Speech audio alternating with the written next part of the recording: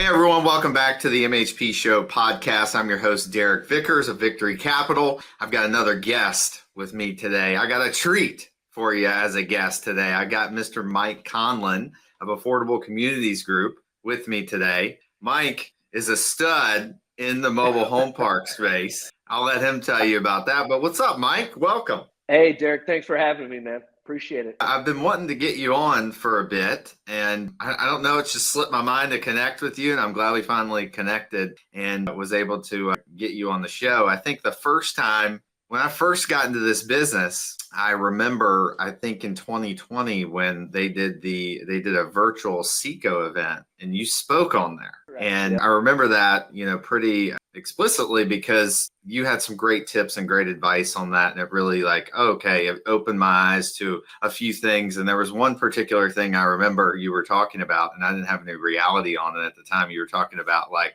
having too many projects going on. And I'm like, I don't know if that's like real. I can handle anything. And then after buying 10 to 15 value add properties and having projects going on in all of them, it is 1000% true. You can have too many projects going on and pull your hair out. So we've been through it all. Obviously, we started back in the MHP space in 2005, and we started like most people do, and I know you've done a lot of it too. Is value adds the way to make money. So you want to go in full bore, but you quickly realize you get bogged down in issues you didn't see, and especially when you're learning the business. I made every mistake in the book, so I didn't know what we're doing. But on paper, obviously, it looks great when you can add 30 homes and increase the rents and do other infrastructure issues. But we all know it's very time consuming, and now it's gotten so costly, even just to put in new homes compared to what it was. The game's changed a little bit, obviously. Yeah, for sure. And I mean, not only that, just sort of managing like infrastructure projects, managing, the moving in of homes, selling off park owned homes, all of that. And, ensuring if you've got to bring electrical up to code, you got to, supervise those contractors, believe it or not. And it can get messy pretty Yeah, it really can. And I think it's just bandwidth, it's just how big do you want your firm to be? We always took the path of we wanted to be the most profitable firm. We didn't want to be the biggest one. And so we kept our, bandwidth and our manpower a little bit, closer to the vest. So we didn't have as many people. So it really constrains how many projects you want to do. Now, looking back, I'm sort of glad we did that because the projects can eat you up cash flow wise and other things. And, it just,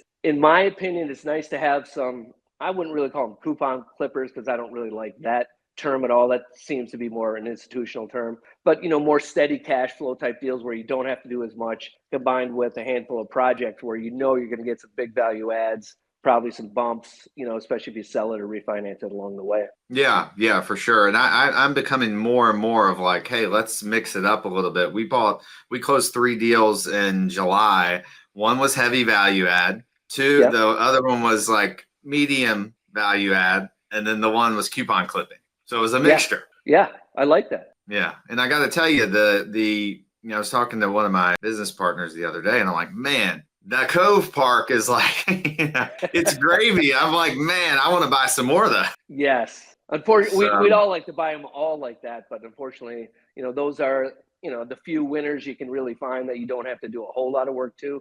It was a lot easier back in the day. Even, we didn't realize it, but obviously looking back, it was a lot easier than it is now. Yeah, for sure. Totally. And so how did you, I know you didn't start like your entrepreneurial journey in, mobile home parks. Like what did you start doing at first? What were you I was in the financial planning business out of school. And that's, going back to the early 90s. And I was involved with the broker dealer, which basically owns sort of the financial planning group. And we grew that and sold that. That was in 99, I believe we sold that. No, 98, actually. We sold it to a large insurance company. So that sort of started me off. And then I actually got my own, I bought a financial planning practice where I was in Wisconsin at the time. And, it was okay. It was just a very demanding business, very client driven. You worked a lot of hours. The money was pretty good, but, you sort of sacrificed a little bit.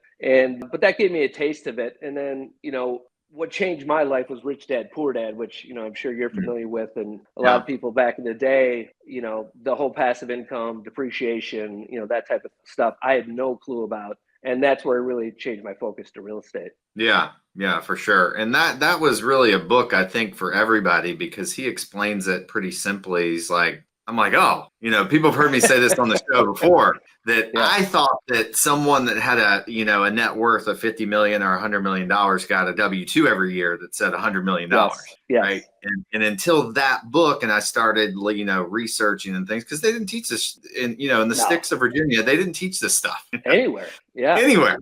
Yeah. And that was just like a kick in the teeth for me. Like, oh, okay, so this is what I need to do. Is there anything specific that you remember about that book that really was like, man, this turned the light bulbs on for me? Well, I read all his books, but I mean, just the basic concept of making money while you sleep. I mean, compared to the financial planning business, when, this is back in the day of, 2000, 2001, the stock market had an incredible run in the 90s and was starting to crater and actually went down for 3 years in a row, which is even hard to fathom these days. But so the clients were much more demanding. You're working a lot harder. Again, you're making money, but you're making a lot of W-2 income money, which, you got crushed at the end of the year tax wise. So those type of concepts and the depreciation, which it's the greatest concept if you think about it. You have an appreciating asset, yet for tax purposes, you can, deduct it with depreciation. It's a pretty amazing concept. Yeah, totally. I mean, it is. And, hopefully we can get 100% bonus depreciation back. I think it's coming. Yeah. Yeah. I hope so. That would be great because it's, we're going to go to 40% next year. It just gets increasingly harder. You got to buy more stuff, to get to zero. To get to zero. Yeah. Which is difficult. So, but, it was interesting after, I read the book and whatever, we got into the multifamily space first, which we did for 4 years, apartments. And that's where I moved from Wisconsin down to Florida. That's Orlando is where we did it, where you're at. And really, I didn't even know what a mobile home park was, to be honest with you. I just did apartments because that's what Saki did. I assumed, it was easier to do. And again, he never mentions mobile home park in his book, so I didn't even know anything about it. And so we did a couple small projects up in Wisconsin, quickly realized that nobody was moving to Wisconsin. So rents and everything were going to stay stagnant. So then we moved down to Florida in 2002, and that really changed the trajectory of everything that we were doing. And the multifamily business turned out to be really good for us in those couple of years. Yeah, for sure. Yeah, and that's interesting. Like even back, even then, it sounds crazy to say 2005 was, 20 years ago now. Yeah. And you were still seeing like heavy population migration to Florida at that point. Yeah, for sure. That was the hot spot. That's where everybody was going to. Really hasn't changed that much. Obviously, the last couple of years have been amazing. And we probably would have stayed in Florida. We really enjoyed it, like the weather, had a lot of good friends. The nice thing about Florida is, is nobody's really from there. So it's easy to meet people. And the multifamily business was good for us. We, sort of hit it at the right time. Florida was just ascending. And really, we never would have sold except people, this is mid 2006, somebody started knocking on my door and saying, hey, I want to buy your apartment complex. And we were between 64 and 120 spaces, most of our stuff. And I'm like, well, they're not for sale. And they're like, well, how about X price? And I'm like, I don't think so. And then finally the price got to be enough. I'm like, I got to sell it. And I got to give a lot of credit to a guy you probably know, Enon Winkler, who's been in the business a long time. He was in my multifamily broker back then. That's how him and I met. And he's like, Mike, you got to take the money. It's too much money. You got to take it. We'll find another deal. And that was my big worry is that, hey, the prices are so high in multifamily. What am I going to do? I can't reinvest in Florida. I'm going to have to go elsewhere. And again, he stepped up and said, hey, if I'm you, I go invest between Raleigh and Charlotte. That's the next hotspot. And this was 2006. And so he was right on the money with that. He was from Greensboro originally. And so that's how we ended up selling all our apartments. And at that same time, the last thing we bought in Florida was this little mobile home park over in Lakeland. It was 80 spaces on about 4.5 acres. It was ridiculous. I mean, you could reach out your window and touch the other home. It was so close together. But we really learned the business that way. And the way I got into mobile homes is somebody had told me, I think there was a conference from Mobile Home University, which wasn't Frank and Dave at the time, it was somebody else. And so I just ordered the binder and started reading about it. And, it made a lot of sense to me. You got a lot less turnover, cash flow is stronger, But again, I didn't know what it was. I'd never even seen a mobile home park, probably driven by it, but I didn't know it was. But once I started researching, I'm like, this is way better than multifamily. Yeah, for sure. Did Enon introduce you to the asset class? No, he didn't introduce me to it. I just happened to, start reading about it and stuff. And then once we bought our first park, we were sort of believers at that stage.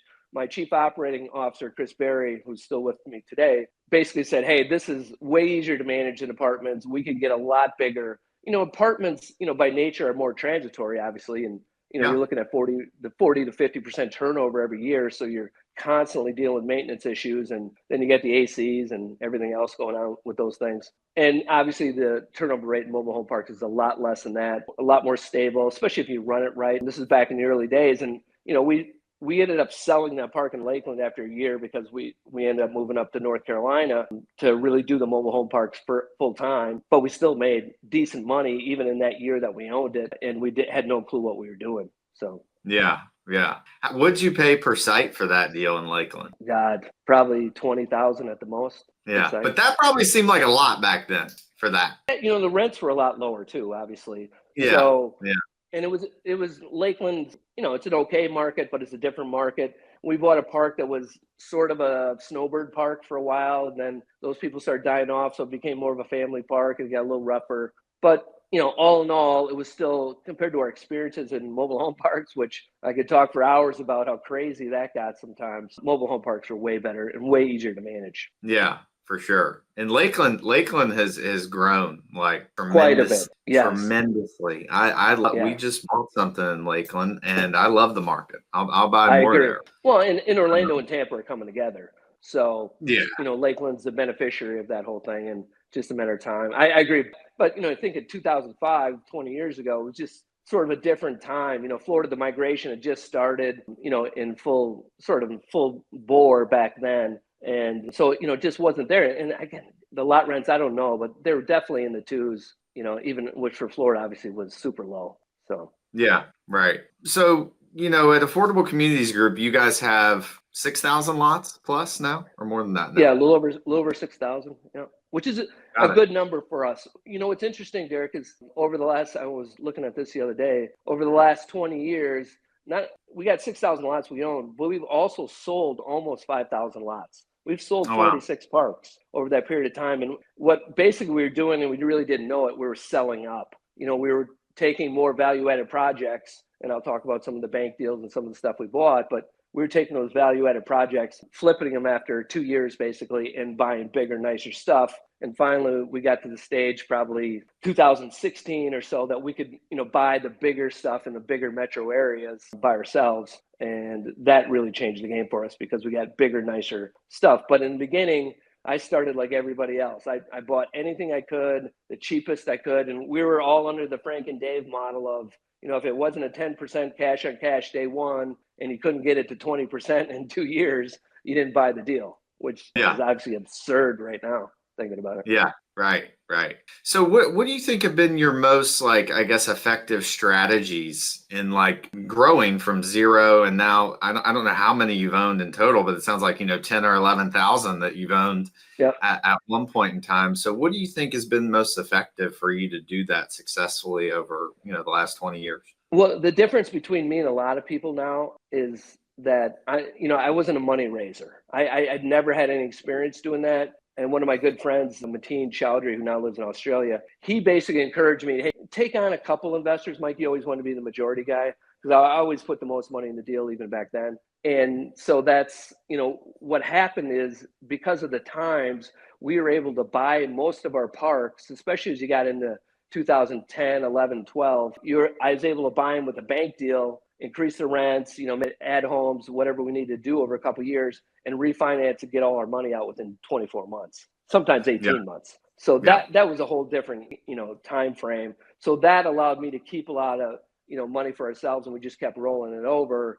And I really limited the amount of investors I had. So that really helped me. I'm not sure that's as possible now, just because the prices are so much higher, but that helped. And I think what we really value is two things. Number one, we put money back into the parks. Everybody needs to do that. You need to keep your parks nice. The nicer the better. You're going to get better tenants, higher rents. It's going to pay off.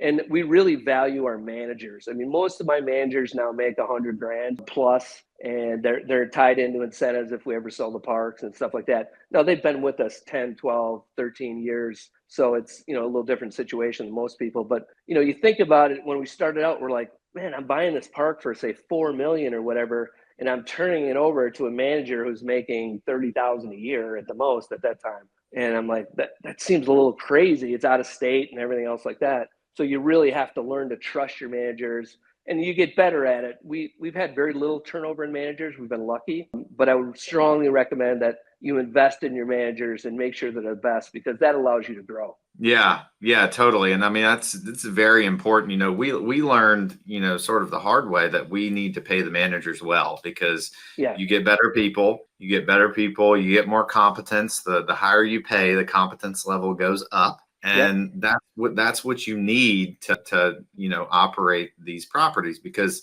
you got crazy tenants and stuff, and you need someone that can maintain composure and handle that eloquently and elegantly versus a cowboy.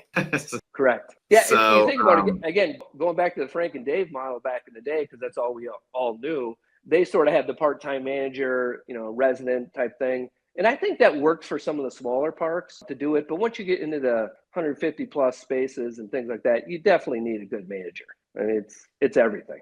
Yeah. Do you have the managers that you had mentioned? Do you have those managing like multiple communities? Are they like regionally? Like, how many lots do they manage? Typically, and we've been fortunate, most of our parks are tenant-owned homes. We probably have, I don't know, 500 out of 6,000, maybe 10% that are park-owned homes. So it's not that, it's been pretty easy for us that way. But our typical rule is 400 spaces that we'll have them manage. So like we have one Huntsville manager. We got 425 spaces in Huntsville. She does that. We have one in Raleigh that does a little bit more just because the parks are closer together. So if you can get the tenant-owned, it's the way to go, and you can spread them out. Obviously, you get the more park-owned homes you get, the more issues you get too.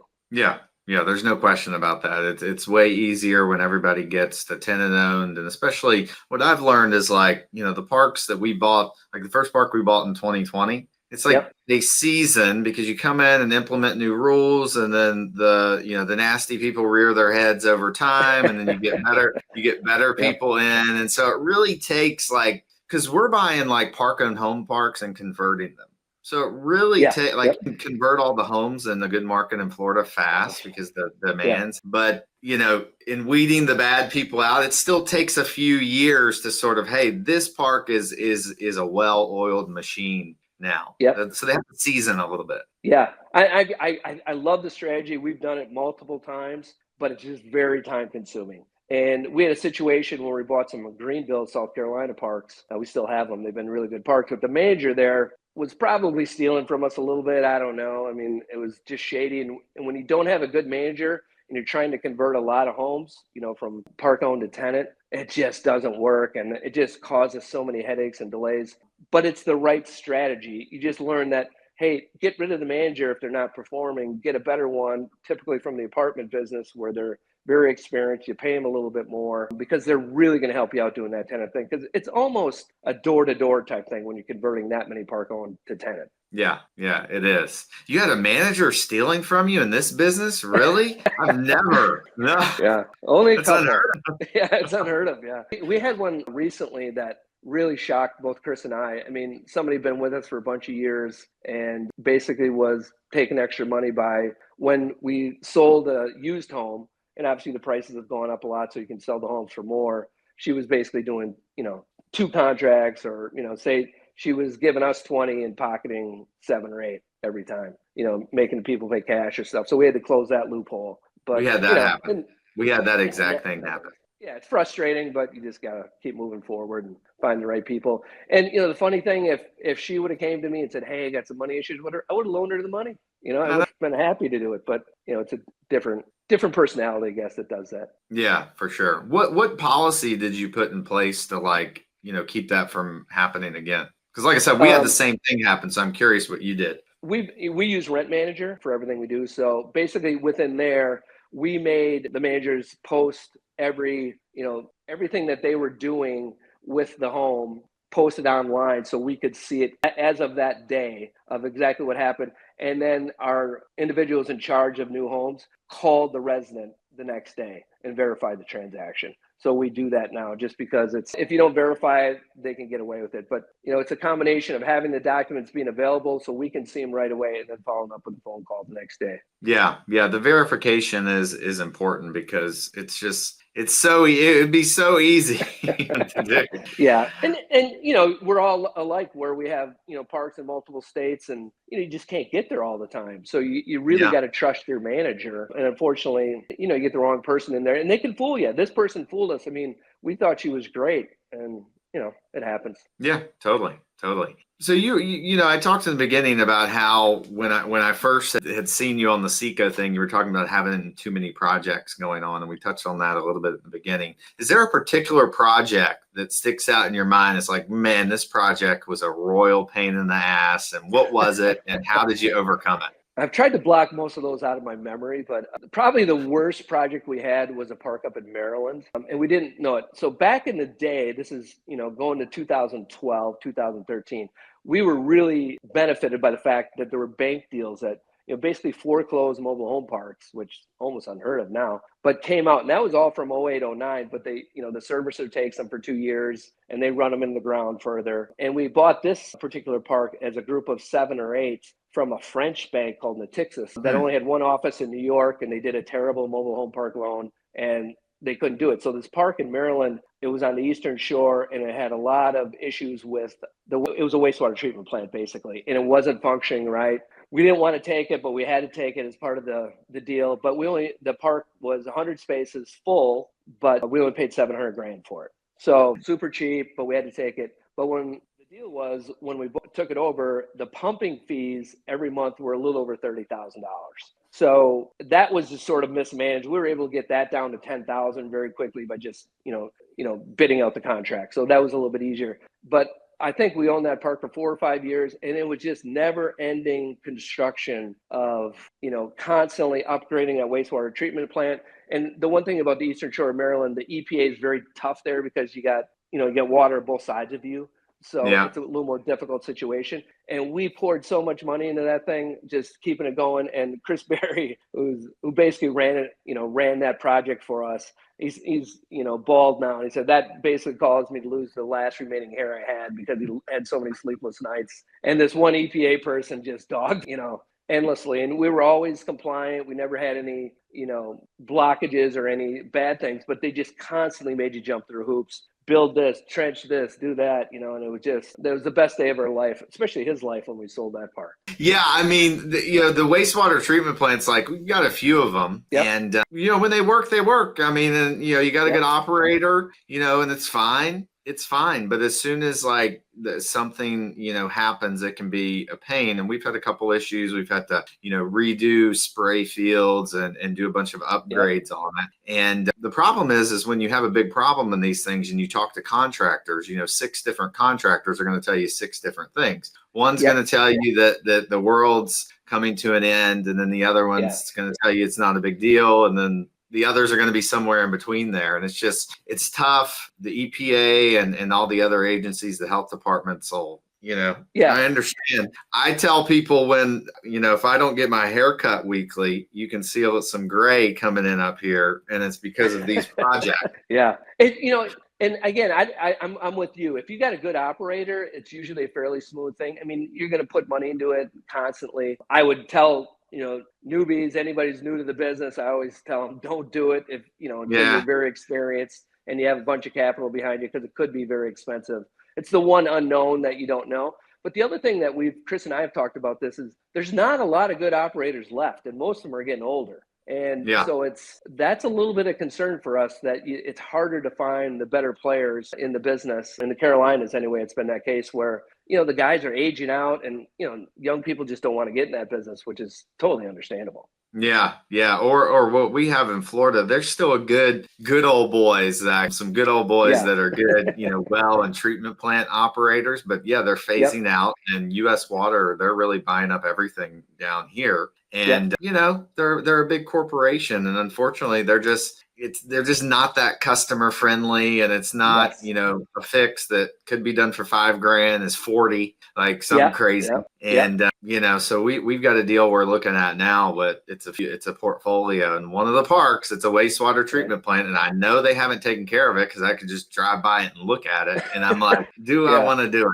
Yeah. We So have one lagoon system left. We had three at one point in time. And again, I would advise people not to do the lagoon. Actually, we've never had any issues at this park with the lagoons. It's been fine. We've owned it for probably 7 years now, but it just, I don't know. It's just something about the way it looks and whatever. The one where we had the lagoon system with it was just sort of gross to me. And I just didn't really get it. And I just wanted to be out of it. Again, those are the two that we sold were part of a bank deal. We had to take them at the time. So you took them. And it worked out fine. We made a bunch of money on the sale, but it was, it's just more headache than it's worth sometimes. But nowadays, and you know this more than I do because you're more active in buying some of these projects. It's, you almost have to bite the bullet sometimes and take the wastewater treatment plant because that's where the upside is in some of these deals. Yeah. I mean, here in Florida, I mean, there's, the parks, the value add stuff that's left. I mean, you're going to get septic, you're going to get well, and and again, this stuff, I've got enough experience with them that like we know where the headaches are, and you can mitigate them to a degree, except for when you replace a septic tank and the company doesn't put the fence back and some idiot drives over your drain field the next day. I can't protect against that, but you're right. You do have to bite the bullet on some of these things. For sure. Yeah. And obviously septic is better because, it's usually only deal with one. Now that's gotten pricey too, fixing the septic, versus the wastewater treatment plant. But the wastewater treatment plant, like you said, I mean, the $10,000 fix is now $40,000 and, your $50,000 is $200,000. So it's a tougher game. So I would just warn younger guys getting into it or whatever. I would avoid it as long as you can. Yeah. Just save yourself some headaches. Yeah, totally. So you've been in this business for, I guess, 20 years now. Yeah. Right. How have you? Go ahead. I saw Kevin Bupp in Nashville in the fall, and he called me an OG. He said, "You're one of the OGs now," and I'm like, "Really? Am I an OG? I guess I am." So you've been in the business for a bit. You're an OG. So how have you seen the industry evolve, like mostly over the last 20 years? Well, it's crazy. Obviously, in the early going from 2005, we bought that, then we moved up to North Carolina, bought a bunch of parks, and then we got access to the bank deals, which really, allowed us to buy stuff. We bought one park that we got as part of a deal with Bank of America. I think there were 6 or 7 parks. One we still have, as a matter of fact, it's our oldest park. But one park we bought for $25,000, and the reason nobody wanted it because they had a wastewater treatment plant, and I think we sold it maybe 3 years later for $750. So, it was one of those deals where the numbers were a lot better. Everything cash flowed. You didn't buy it if it didn't cash flow. Now, I do feel like an OG sometimes. I was just talking to a good friend of mine, Ryan Harris, and, he was explaining to me, and he's more active than I am in buying right now too. And he just said, the cash flow is going away. I mean, it's becoming institutionalized like the multifamily business has been for a number of years. Very little cash flow, all bets on appreciation. And obviously, we have the bonus depreciation, which really helps the mobile home park. So that's another feature. But I'm a cash flow guy. That's how I always started. And I'm seeing these deals that make no sense. I mean, where parks aren't cash flowing year one, maybe you're up to 3 to 4% cash on cash, year 3, maybe you get to 7, in 7 years. I'm like, I don't even know how that works. How do you pay investors? I don't get it. Now, again, everyone's IRR now, so they're based on, what are you going to sell it for in 7 years? And they're not wrong. Ryan's definitely not wrong. He's in tune to what's going on. It makes it not nearly as fun as a business it used to be, and it's a lot tougher. I give guys like you credit. Starting in 2020, it was a lot easier for me when I started. So you guys have had to work harder, take more projects on to get that value added stuff. I think there's still some value added deals around there, but you got to be so much pickier, than you used to. I mean, we used to buy almost every deal we saw back in the day. Yeah. If something was really wrong, where now it's maybe, 1 out of 50 feels like. Yeah. No, that's true. And I mean, there's, as you get up in lot count, what Ryan says is totally true. I mean, it Yeah. starts to get like, once you really get over 100, it's like super institutionalized. And like, there's still some mom and pop deals out there for sure to Yep. get, Yep. but it's that size. You may be able to get a good deal on it, but a lot of those people have been hit by all those institutions and every broker that's told them that they can get, X cap rate for it. Yeah. So you do lose like these really, really juicy deals as you get bigger in Correct. size. But, sometimes that's why we're still taking on value add stuff, because Yep. we can, when you're still in capital multiplication mode, that's where we're trying to, still find more value add deals to do. And they are harder to find now too. Yeah, I mean, obviously, there's a lot more people in the business. There's a lot more brokers in the business. And I was laughing with Kevin Anger the other day because he's a good buddy of mine. And we were just saying, back in the day, he didn't even know if he could sell the park. Where now you get 25 offers on a deal. But back then, you had 3 or 4 people. I mean, and if they didn't want it, you didn't even know where to go. And we were the same way. Like when we bought some of our parks in North Carolina in the beginning, we didn't know if we could, if we could fill up the homes or fill up the park. We didn't know if the demand was there. And obviously after 2008, that changed everything, in my opinion, where, there's probably maybe I would think, our marketplace was maybe 30% of the country prior to 2008. Now it's probably 50 to 60% of the country. So there's a lot more people who need to be living in mobile homes, in my opinion, from affordability standpoint. And obviously we know affordability is just going through the roof since then. But, it's a different game, and you got to be willing to transition to it. I feel very thankful that we got in early, and because it is such a grind, but there still is the opportunity. And I tell newbies, if they're coming in, go to 25 to 75 spaces, try that, see if you like it, see if you can get some depreciation, some cash flow, keep your day job, for a while until you really get into it. Because I think there's still opportunities there in the mom and pops, although those are disappearing as well. And, Ryan did some good things when he, sort of gobbled together some smaller parks in the same area, and has been able to sell a couple of them, as more of a larger unit, getting that value added type thing. So I think that's still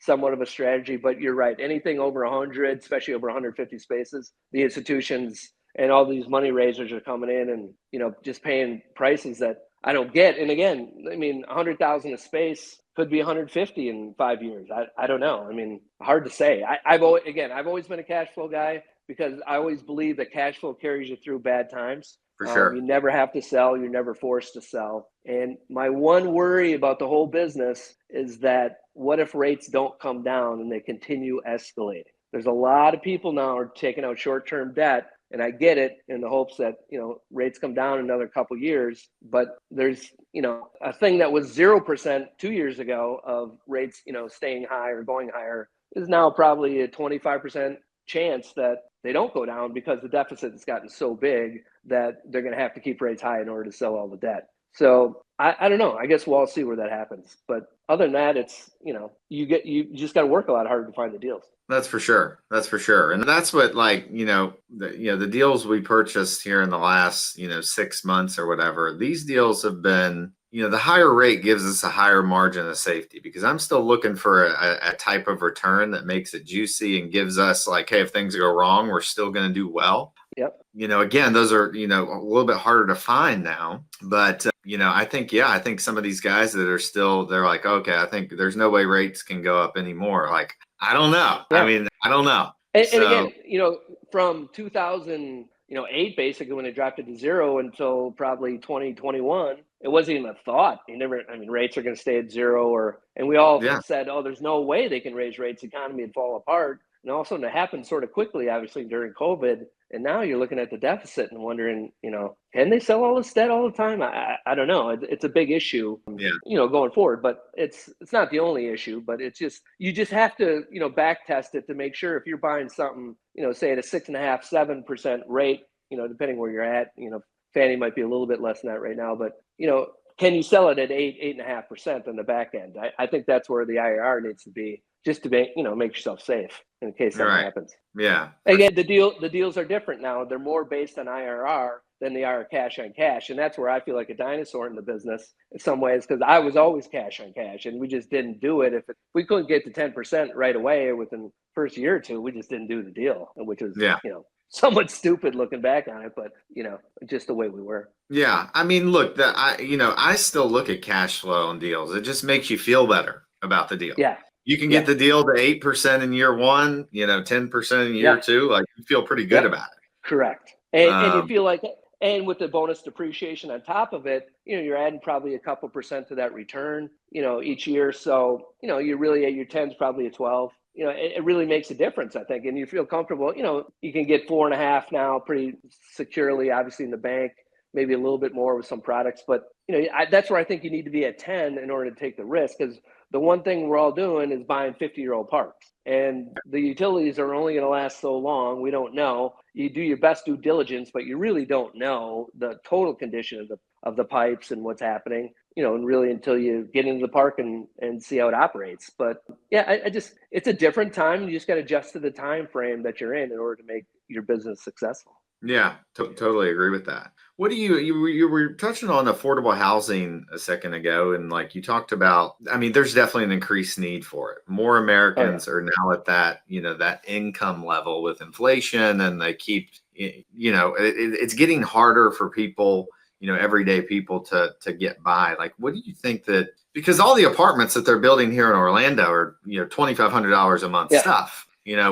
what is going to be the solution to this affordable housing? Because we can only do so much. Like we're doing our part, but I can't go develop a park down the street where Yeah. it's really needed. Correct. Yeah, they just won't let you build it. We actually did our first ground up development. It was only 50 spaces, but we finished it about a year and a half ago. And we got another one that we're doing that's 100. But they're difficult, they're time consuming, they take money, and getting them approved is an absolute nightmare. So, I don't even, and with the cost have escalated so much, I'm not sure it's even viable for most people. I wouldn't advise it, especially if you're, less than 5 years in the business. But yeah, the affordable housing is not going away. There's no easy answers. I'm pretty in touch with the people here in Raleigh and Wake County. We've had the same thing. An enormous amount of new apartments come in that are all Class A apartments that are overbuilt. The vacancy rate is now 12% in Greater Raleigh, Durham area. Most of that's the Class A stuff. They're giving away 2-3 months rent, and we still got a couple thousand coming on this year.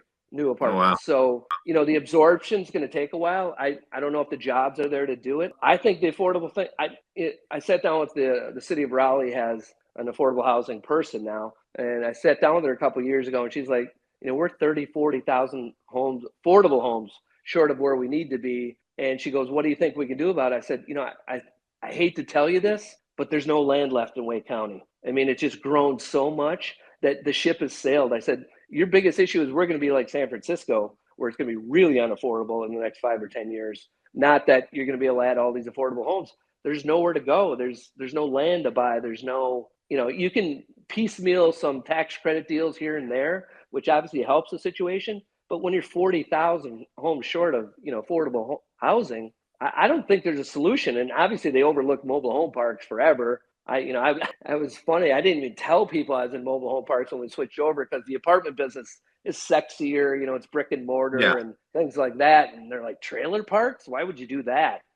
But I think it's become such a valuable source of, affordable housing for people, to live for $500-600 plus utilities. You might have to pay the home off over a few years, but you can't beat that deal. And I just think from that standpoint, that's what makes the business attractive. And I see the guys who are, paying $100,000, $120,000 a space now in the big cities. They're, the price needs to probably go up. The rents need to go up, from 500, 800-900 probably in lot rent. And they obviously are in the big institutional guys. So I think that issue for us has always been the fundamental thing. There's a lack of supply and the demand is huge. I don't see that going away over the next 5 years for sure. Yeah. Like where do the 40,000 people, like where do those people live now? I think they're just paying 60% of their income into housing, and they have nothing left after that and they're struggling. And obviously there's more evictions because of that. And, people can't really afford where they're at. So, and as well too, is, like in Raleigh, we probably have, 1,200 spaces in Raleigh, Durham area. And I don't know if we have 2 vacancies. Yeah. I mean, it would only be because somebody died basically as you're turning over a house. So, I don't know where people are going to go. And like you said, and it just, for the developers, the land's too expensive. The building costs are too expensive. They have to go to these Class A things my opinion, they're way overbuilt. In 07, 08, it happened, especially down in Florida, they way overbuilt shopping centers. That was the thing. There was so many shopping centers. And it took them, after that, obviously a lot went in foreclosure and, various things. Now it's the Class A apartments. They've way overbuilt them. Can you push your costs down to compete with Class B? I don't think so. I mean, from what I'm reading, most of these guys in the Class A apartments are, they start dipping below, 90% occupancy. They got some issues because the costs are so much to build them. Yeah, that's a little bit scary. Yeah, I mean that just seems like, I know a guy who develops, and it just doesn't sound that fun to me. I understand like managing an infrastructure project at a park, much less a development project. I can't imagine like the ups and downs and the headaches of that. Just to get it approved. You got to go through 18 months of headaches and talking to the city council people and who knows what else is going on behind there. But once you get it approved and building it, the smart guys get rid of them as fast as they can. They sell them to the big REITs as quick as they can because they don't want to be left holding the bag. And a lot of them were left holding the bag after 08 or 09 and had to give the keys back. So they don't want to repeat that same mistake. Yeah, for sure. So if you reflected back on your journey in this industry and I guess throughout your career, really, like what are some lessons that you've learned that have really stuck with you that I think have helped you get where you are today? I would say the number one thing, and I was probably, overly ambitious this way, is that I always took action. I was never one of paralysis by analysis, just constantly, should I do this or not? Once I made the decision, we just went with it. And we always said, we'll figure it out, and we made a ton of mistakes, everything you can imagine, especially in the beginning. We didn't know that you valued park-owned homes different than lot rents, which was much more of an issue back in the early, 2000s. But we just didn't know a lot of things. And if you have the willingness that, hey, I'll go manage the park if I have to. I'll do whatever I can. We did that with the apartments when we were in Orlando. Chris and I managed a lot of them ourselves just to make sure we knew what was going on and we were able to do it. So if you have that take action attitude, I think you're going to be okay. Obviously, you need the understanding, and I give you and Ryan and everybody else who's doing the podcast a lot of credit because you're taking your time to educate people when you really don't have to. And I just think it's really helped the industry because I had nothing to go on except this little manual of sort of do this, sort of don't do that. And then obviously Frank and Dave came on the scene, and I think they were very helpful to everybody. Frank still is, around quite a bit. So, I really give you guys credit for helping people that there's things there because now you can take action quicker. You know what you want to buy. Your learning curve is a lot less when you can listen to your podcast, and Ryan has his mentorship program, things like that. So, but I would encourage people, you just got to do it. You got to have the guts to do it. And sometimes you're going to make a mistake. And hopefully, one thing you just don't want to do, and especially for first couple deals, if all you can avoid is don't overpay. I overpaid for my first couple deals. I was lucky to get them for a little bit more than I paid for just because the market was going up. But looking back on it for the time, I way overpaid because I just didn't know. But that would be number one, is take action. Don't be afraid. And really, I think even as we're talking about the wastewater treatment plants, almost every issue, if you have enough capital, is solvable in our business. Wastewater treatment plant probably being one of the biggest ones, maybe replacing sewer pipes or things like that, or water pipes could be an issue. But if you got enough capital, you're going to be fine to carry yourself through. And again, we got the fundamentals, supply and demand going in our direction. So I think that's always going to carry us through. But taking action, and then who you align yourself with in business, your managers, if you're going to do the investors, be very careful about who your investors are. Obviously, you want to start out friends and family and keep it close like that. I never had a lot of investors. I think I have 3 left now, and they're all, people I've known for 25 years, and then invested with me, and friends of mine. One of them is my buddy from high school. So, that knowing your people, knowing your managers, knowing things. And I think it's the third thing is just resilience. What did somebody tell me early on? Entrepreneurship, no matter it's mobile home parks or whatever, it's a roller coaster. There's just going to be a lot more ups and downs. Things will be great for a while, and you're going to have a headache that you never saw coming. We've all seen it. You just got to sort of, buckle in and say, I'm going to be resilient enough to do whatever it takes to make sure this works out. So that's what I tell people. I still think it's a great industry. I think it's just a lot harder than it used to be. Yeah, for sure.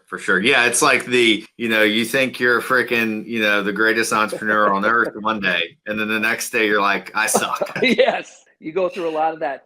And I'll tell you this, you know, I hate to say this from a timing standpoint, but people say, you know, what is, you know, one of the biggest things that happened to you? I said, I was lucky. I was lucky. You know, think about it. I Yeah. mean, for me, I was just, you know, really in the right place at the right time. And that, Yeah. but I think you take a lot of steps in preparation for that. You For know, you sure. make a lot of failures. You keep trying, keep trying. You know, I was in the financial planning business and the apartment business. They just never felt right for us. And then you finally find the thing you're good at. And again, mobile home parks weren't an overnight success. You know, you didn't see any of this until really, you know, a couple of friends of mine, Danny and Dave, who were with Goldman Sachs, and then they're very close to Richard Nodell and Jordan. And they got in Bloomberg back, I think it was 2017 or 2018, and basically saying, hey, we're going from investment banking to mobile home parks. I mean, the world changed immediately after that. That's when all the institutional money came into the game. And, you know, again, we were fortunate to own a bunch of stuff at the time. So, you know, I do get a chuckle out of people, you know, you do analysis, a lot of it's sales, but hey, we bought this park in 2018 and we tripled the value. Well, really every park you bought in 2018 tripled, even if you were stupid. So, you know, it's just one of those things. Sometimes timing and being luck is really a big part of being an entrepreneur. Yeah. Yeah. That's totally true. Totally true. Yeah. So I know, like, so you get to go from zero, right, to your first million in net worth or cash, what it is. There's a shift that sort of has to take place there. Yeah. And so, like, what's the difference when, like, what's the shift that someone has to make to go from 1 to 10, and then from 10, you know, to the next stop, which would be 50 or 100? You got to find the formula that works for you. And we found it, what it works, you know, when we were able to, you know, buy or basically sell our way up is what we called it. So once you find that formula, whatever business is, you just got to keep repeating it. But your first million is the hardest. There's no question Yeah. about it, because you beat your head against the wall. You're not going to get there in corporate America, I don't think, unless you know, sacrifice your life for it to do it. So I would say, start as young as you can, keep your expenses way low, you know, live with your parents, whatever you have to do. No fancy cars, no nothing, until you really get that cash flow. And again, the world's about cash flow. Net worth is fine and everything else, but it's about cash flow. And as long as you have that cash flow coming in that can support a better lifestyle, you know, I've always lived underneath my means as much as possible. And obviously at the level we've gotten to, it's been, you know, I don't know. It's just, you tend to raise your lifestyle, but you don't want it to be too much where you're ever, you know, pushing on your business or making it a factor for your business. So I would never be leveraged on my personal side, and my house is paid off, my cars are paid off, you know, stuff like that. So, you know, it's just a difference, but you just got to find that formula that works, and you're going to try 10 things before one of them works. And that's sort of what we did. We were in the ATM business, of all things, for about 6 months and realized that was a horrible business. But we tried it, you know, and it didn't work. You got to pull the plug. That's the other thing. If something's not working, if a park is not working, it's in the wrong location or whatever, you know, and you're beating your head against the wall, sometimes you just got to sell it, cut your losses, or, you know, make a little gain in this case, and run for it. So, but once you get that formula, you just keep doing it over and over again. And I think you've said this a couple of times on your podcast, and I think you're right too, is, you know, this whole thing about multiple streams of income and diversifying and whatever. I personally don't believe in it. I think you find that one niche that you're good at, and that's where you're going to make your money. And you focus on that niche, and you work at it and you work at it. Maybe multiple streams of income works on the internet. I'm not in tune to any of that stuff, so I don't know. But not for our business, and for what I did, is you just do that one thing that you finally say, this works. I get this. I know we can do well at this. And, you know, again, it takes years. It's not, you know, it doesn't happen overnight. Again, we were in the business, started in 2005, and really the appreciation in a great extent didn't happen until 2017, 2018. So there's 12 years of trudging along, and, you know, but again, we were in the cash flow business. Our cash flow was always growing. We always felt comfortable about that. Our net worth maybe wasn't growing like, you know, it has in the last 7 or 8 years. But again, that's a timing thing more than anything else. Yeah. Yeah. Because if you're, you know, in 2021, you know, you could have sold your stuff at a 4 cap, you know, your net worth was higher, you know, versus, you know, now maybe you can sell it at a 5 or a 5.5, like, or 6. Like, it's a big difference. It's a big difference. Yeah, it is, and now your rents have grown tremendously too. So, you know, aren't that different? For me, I'd never see getting out of the business. I mean, I'm never going to retire. I play golf a couple times a week as it is. I don't know what I would do, you know. So it's the perfect thing for me to do it forever. My kids are in the business now, so in that way, it's the perfect business, because once you get enough cash flow. And in my mind, it was always, back in the day, if I could make $10,000 a month in this business, dude, I'm set, you know? And I think about it when we sold 3 of our parks, actually, Richard Nodell, who was great in the whole thing, back in 2011, because we knew, we had heard that all these foreclosures were coming out, and we wanted to load up in cash. And I sold 3 pretty good parks that we had here in Raleigh in North Carolina. And, you know, it was tough for me the first 6 months. I didn't know what to do.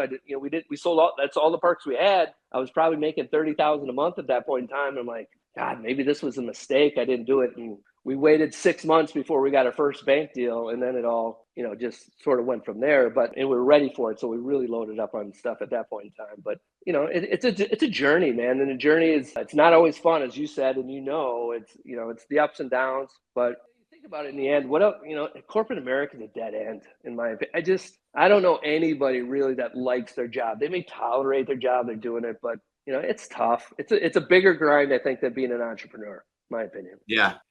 I agree. And I couldn't agree more. I was in sales. I had, I was a quasi entrepreneur, but I was still, adhered to the corporate monster, and it sucked, and I could have kept going. I could have became like a state sales manager and made $1 million a year, get taxed, 38% of that. And, I would have had to travel a lot. Probably would have been, 60 calls a day and, not been able to hang out with the kids or do stuff with the wife or do things that I want to do and enjoy as much. And I didn't want that. Yeah. And, I think the freedom you get as an entrepreneur, I mean, it's unmatched, it's just. I totally agree. And that is often overlooked. It's obviously nice when things go your way and you get the timing right and your net worth increases dramatically and cash flow and whatever, but it's the time freedom that you just can't put a price on what that's worth to be able to, go to every game that your kid has or take a vacation whenever you want,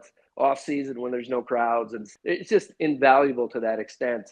And so that's why I encourage it, but it's tough, man. It's not for everybody. That's for sure. And now I think it's even more competitive because to some extent you're competing with a global economy and, there's foreign investors involved and everything now. And I give guys like you credit for, starting, when you did and being very successful, but it's just hard work is what you did. And that's really what it's all about. To some extent, it's everything. You got to be willing to put in the hours when you're younger, and the sooner you start, the better. I didn't start till I was 35, maybe 33 or whatever. I wish I was, younger, but I didn't know, nobody knew really what it is. I would tell people start, maybe get a corporate job, but really know your corporate job is, you're going to use them as much as they use you, in my opinion. So, use it to be able to funnel your entrepreneurial dreams, whatever they are. Yeah, for sure. For sure. I think we're in, total agreement on that. So for me being there and, had the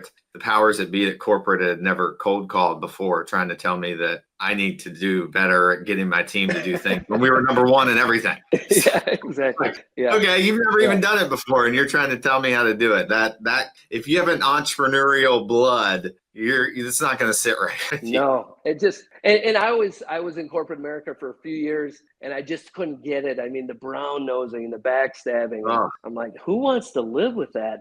Your whole life. But again, most people are forced to because they don't know enough. That's what school gears you towards and everything else like that. But for the few of us that are fortunate to be able to get out of it, you just can't count your lucky stars enough to say, oh my God, I'm so grateful that I was able to do it. Yeah, definitely. Well, I know we're getting out of. I know we're running out of time here, but I could talk to you all day, Mike. I love it. I appreciate the conversation. Yeah. So I didn't know when we were doing some research. I didn't know you had a book. Yeah, I wrote it back in 2015. Yeah. 2014 actually, 2014. And published it in 2015, and it's called Unconventional Wealth. It's an easy read. Basically talks about a lot of what we're talking about now, and talks about at the end mobile home parks that we had just transitioned, over the last couple of years then into it. So it's a lot of stuff of entrepreneurialism and other things that education. I'm a big believer now. I'm very active in the community college here. That community college is a great way to go for most people. Yeah. I don't think 4-year I think it's way overvalued. I just don't think they teach you anything. My boys are both computer science guys, and they went through NC State, which is a great school, and they're like, of the 40 classes we took, 4 were applicable, And by the time we took them, the information was outdated because obviously Mm. technology changes. So you got to have that piece of paper, to get in your deal where, to be an HVAC or to be plumber or whatever it may be now, and real estate, you're learning real estate by doing that, by being out there seeing what's going on, and you're able to fix some things. I mean, God, I can't fix anything. I wish I would have had some of those skills, with the parks and stuff like that. And I told people too, this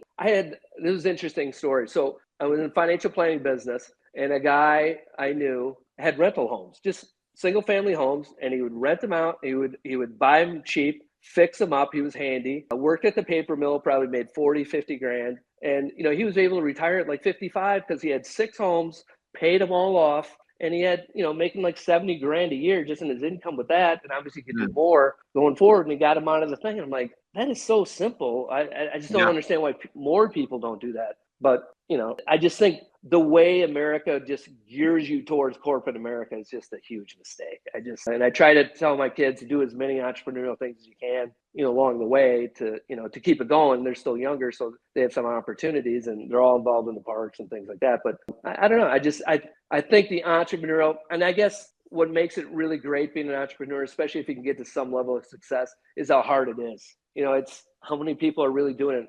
Less than 5% probably in the country. Yeah. Most people grinding it out every day. And, you wonder why people are so upset with rising inflation and whatever. It really affected their pocketbook. And I get that. Yeah. And they're trapped into a cycle where they're really going to make 3 or 4% more every year. Maybe you get a raise here or there, sacrifice a ton of time. I just don't know if that's worth it anymore. No. And I mean, I think, unfortunately, I think the persistence factor and the resilience has been beaten out of people for so long. It's like you see people start this because the inevitable, hey, I'm starting this new business. We did the logo. We got it going. I'm excited. We're going up. And then bang, you hit that first wall and you're like, what?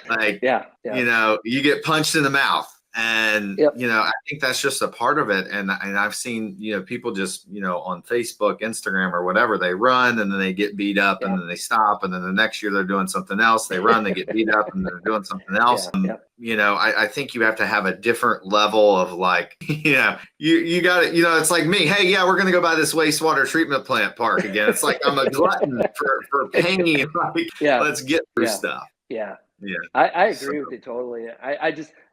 Again, we're all fortunate that we're in this business that we're in, and everyone's pretty much, done well that's made it for a few years, but it's getting tougher and tougher. And, maybe it's good for the people we're here. We have what we have park wise, and, it's been really, I think, a good thing for all of us.